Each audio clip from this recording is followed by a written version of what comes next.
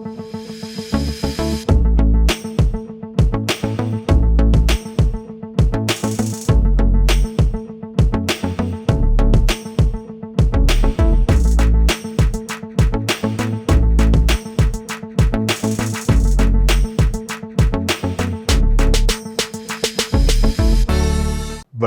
இலங்கை செய்திகளுடன் நான் நிரோஷன். விரிவான செய்திகளுக்கு முன் தலைப்புச் செய்திகள். விவசாயிகள் பெற்றுக்கொண்ட விவசாய கடன்கள் தள்ளுபடி செய்யப்படும் என சஜித் பிரேமதாச அறிவிப்பு. ஆட்சி மாற்றத்தால் சர்வதேச நாணய நிதியத்துடனான உடன்படிக்கைக்கு பாதிப்பு ஏற்படாது என ஜனாதிபதி வேட்பாளர் அனுருகுமார திசாநாயக்க தெரிவிப்பு. ரணில் தலைமையில் இயலும் ஸ்ரீலங்கா இளைஞர் மாநாட்டில் தேர்தல் சட்டம் மீறப்பட்டுள்ளதாக தேர்தல் ஆணைக்குழு அறிவிப்பு. தமிழ் பொது வேட்பாளருக்கு வைத்திய நிர்வாகி அர்ஜுனா ஆதரவு கொடுக்க திடீர் சிக்கல். தொடர்வது விரிவான செய்திகள். குறைந்த வருமான பெறும் குடும்பங்களுக்கு மேலும் நிவாரணம் வழங்குவதற்கு நடவடிக்கை எடுக்க உள்ளதாக ஜனாதிபதி ரணில் விக்ரமசிங்க தெரிவித்துள்ளார். பண்டாரவளையில் நேற்று இடம்பெற்ற மக்கள் சந்திப்பில் கலந்து கொண்டு உரையாற்றும் போது ஜனாதிபதி இதனை தெரிவித்துள்ளார். நிவாரணம் கிடைக்கப்பெறாதவர்களுக்கு சந்தர்ப்பம் வழங்குவதற்காக அஸ்வஸ்ம நிவாரணம் 6 மாதங்களுக்கு ஒருமுறை புதுப்பிக்கப்பட்டு வழங்கப்படும். சிலர் வரிகளை குறைப்பதாக கூறுகின்றார்கள். அவ்வாறு செய்வதால் சர்வதேச நிறுவனங்களிடமிருந்து கிடைக்கும் அனைத்து நிதிகளும் நிறுத்தப்படும். அதன் பின்னர் நாடு 2022ஆம் ஆண்டை விடவும் மோசமான நிலைக்கு செல்ல நேரிடும் என்றும் ஜனாதிபதி குறிப்பிட்டார். அதே நேரம் எல்ல மற்றும் பண்டாரவளையில் சுற்றுலாத்துறையை மேம்படுத்த நடவடிக்கை எடுக்கப்படும். அத்துடன் சுற்றுலா பயணிகளால் நிரம்பி வழியும் பிரதேசமாக பண்டாரவளையை மாற்றுவதற்கான திட்டங்களை முன்னெடுக்க உள்ளதாகவும் ஜனாதிபதி ரணில் விக்ரமசிங்க தெரிவித்துள்ளார். தமது அரசாங்கத்தில் விவசாயிகளுக்கு பல நிவாரணங்கள் வழங்கப்படும் என ஐக்கிய மக்கள் கூட்டணியின் ஜனாதிபதி வேட்பாளரும் எதிர்க்கட்சித் தலைவருமான சஜித் பிரேமதாச குறிப்பிட்டுள்ளார். மதுவாச்சியில் நேற்று இடம்பெற்ற தேர்தல் பிரச்சார கூட்டத்தில் கலந்து கொண்டு அவர் இதனை குறிப்பிட்டிருந்தார். அதற்கமைய விவசாயிகளுக்கு நிவாரணமாக 50 கிலோகிராம் உரமூடை ஒன்று 5000 ரூபாவுக்கு வழங்கப்படும். கருப்பு சந்தை வர்த்தகர்களின் பிடியில் சிக்காத வகையில் சகல விவசாயிகளும் பயன்பெறும் வகையில் இந்த நிவாரணம் வழங்கப்படும். அத்துடன் பீடை நாசினி மற்றும் களை நாசினி என்பன விவசாயிகளால் செலுத்தக்கூடிய விலையில் பெற்றுக் கொடுக்கப்படும். QR முறைமையின் அடிப்படையில் விவசாயிகளுக்கும் ஆலை உரிமையாளர்களுக்கும் எரிபொருள் நிவாரணம் வழங்குவதற்கு நடவடிக்கை எடுக்கப்படும். அதே நேரம் விவசாயிகள் பெற்றுக்கொண்டு விவசாய கடன்களும் தள்ளுபடி செய்யப்படுவதோடு வறுமையை ஒழிப்பதற்கான விசேட திட்டங்களும் முன்னெடுக்கப்படும் என்றும் எதிர்க்கட்சித் தலைவர் சஜித் பிரேமதாச தெரிவித்தார். ஆட்சி மாற்றம் ஏற்பட்டால் சர்வதேச நாணய நிதியத்துடனான உடன்படிக்கைகளுக்கு எந்தவிதமான பாதிப்பும் ஏற்படாது என தேசிய மக்கள் சக்தியின் ஜனாதிபதி வேட்பாளர் அனுருகுமார திசாநாயக்க குறிப்பிட்டுள்ளார். கல்கிசையில் இடம்பெற்ற பிரச்சார கூட்டத்தில் கலந்து கொண்டு உரையாற்றிய போது அவர் இதனை குறிப்பிட்டார். தற்போது ஆட்சியாளர்கள் கொடுக்கல் வாங்கல்களை மேற்கொள்ள விரும்புகின்றார்களே தவிர புதிய வர்த்தகங்களை உருவாக்குவதற்கு விரும்பவில்லை. விருப்பமான இடங்களில் வணிகங்களை ஆரம்பிப்பதற்கு தேசிய மக்கள் சக்தி அரசாங்கம் உதவி செய்யும். நாம் அரசாங்கத்தை மாற்றுவதற்கு அல்ல, இந்த நாட்டினை அபிவிருத்தி செய்வதற்கே வாய்ப்பை கோருகின்றோம். சர்வதேச நாணய நிதியம் ரணிலுடன் எந்த ஒப்பந்தங்களையும் செய்யவில்லை. அதன் ஒப்பந்தங்கள் அனைத்தும் இலங்கை அரசுடனே மேற்கொள்ளப்பட்டுள்ளது. இதனால் ஆட்சி மாற்றம் ஏற்பட்டால் சர்வதேச நாணய நிதியத்துடனான உடன்படிக்கைகளுக்கு எந்தவிதமான பாதிப்பும் ஏற்படாது. எனவே தாம் இல்லை என்றால் நாடு மீண்டும் பாதாளத்திற்கு சென்றுவிடும் என்று ரணில் கூறுவது முற்றிலும் பொய்யான கருத்தாகும் என்று தேசிய மக்கள் சக்தியின் ஜனாதிபதி வேட்பாளர் அனுருகுமார திசாநாயக்க தெரிவித்துள்ளார். எதிர்வரும் ஜனாதிபதி தேர்தலில் தேசிய மக்கள் சக்தியின் ஜனாதிபதி வேட்பாளர் அனுருகுமார திசாநாயக்க 60%க்கும் அதிகமான வாக்குகளை பெற்று வெற்றியீட்டுவார் என்று மக்கள் விடுதலை முன்னணியின் பொதுச் செயலாளர் டில்வின் சில்வா தெரிவித்தார்.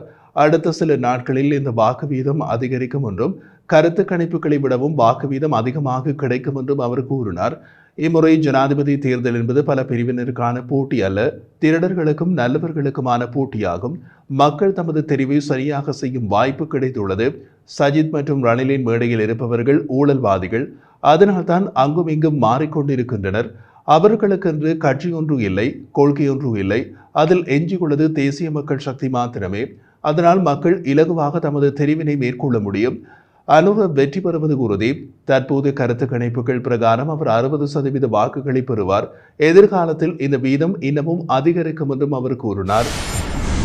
ஜனாதிபதி வேட்பாளர் ஜனாதிபதி ரணில் விக்ரமசிங்க தலைமையில் மகரகம தேசிய இளைஞர் சபை மன்றத்தில் நேற்று நடைபெற்ற இயலும் ஸ்ரீலங்கா இளைஞர் மாநாட்டில் தேர்தல் சட்டம் மீறப்பட்டுள்ளதாக தேர்தல்கள் ஆணைக்குழு தெரிவித்துள்ளது.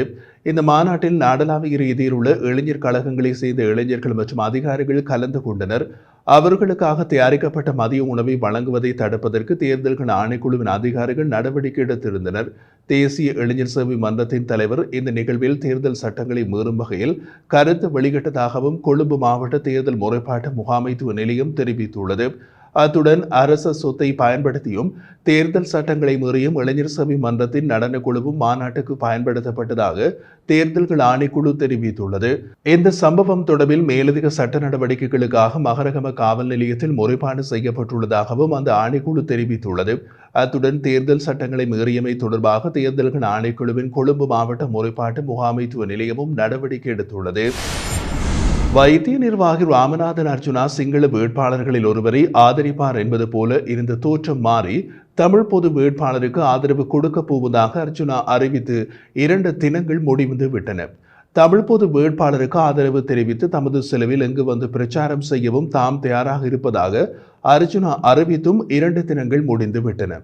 ஆனால் தமிழ் பொது வேட்பாளர் தரப்பிலிருந்து ராமநாதன் அர்ஜுனாவுக்கு இதுவரை பிரச்சாரம் செய்ய வாருங்கள் என்ற அழைப்பு கிடையாது. வைத்திய நிர்வாகி ராமநாதன் அர்ஜுனா மற்றும் தமிழ் பொது வேட்பாளர் அரியநேத்திரன் இருவரும் கலந்து கொண்டு ஒரு இணைய பொது விவாத அரங்கில் தமிழ் பொது வேட்பாளருக்கு ஆதரவு தெரிவித்து பிரச்சாரம் செய்ய தாம் தயாராக இருப்பதாக அர்ஜுனா கூறிய போது அதை நான் மட்டும் முடிவு செய்ய முடியாது என்றார் தமிழ் பொது வேட்பாளர் அரியநேந்திரன். எனது தேர்தல் பிரச்சாரம் தொடர்பான முடிவுகளை எடுக்க ஒரு கட்டமைப்பு உள்ளது. அவர்கள்தான் அர்ஜுனாயினை ஆதரித்து பிரச்சாரம் செய்ய அனுமதிக்கப்படுவாரா என்ற முடிவை எடுக்க வேண்டும். தேர்தல் பிரச்சாரத்துக்காக நாளை எங்கே போகிறேன் என்பது எனக்கே கூட தெரியாது என்று ஒதுங்கிக் கொண்டார் தமிழ் பொது வேட்பாளர் அரியநேத்திரன். இப்போது தமிழ் பொது வேட்பாளர் அரியநேத்திரனுக்கு ஆதரவாக பிரச்சாரம் செய்ய அர்ஜுனா தயாராக உள்ள நிலையிலும் தமிழ் பொது வேட்பாளரின் பிரச்சார மேடையில் அர்ஜுனா அனுமதிக்கப்படுவாரா என்ற சிக்கல் ஏற்பட்டுள்ளது. தமிழ் பொது வேட்பாளர் என்ற கோட்பாடு 80க்கும் மேற்பட்ட சிவில் மற்றும் அரசியல் கட்சிகளால் உருவாக்கப்பட்டு காட்சிக்குள் வந்துள்ளது. இதில் அர்ஜுனாவால் கடந்த காலத்தில் விமர்சிக்கப்பட்ட அரசியல் கட்சிகளும் அதன் தலைவர்களும் உள்ளார்கள். அவர்களில் ஒருவர் போர்க்கொடி தூக்கினாலும் அவர்களது மேடையில் அர்ஜுனா அனுமதிக்கப்படுவது சந்தேகமே.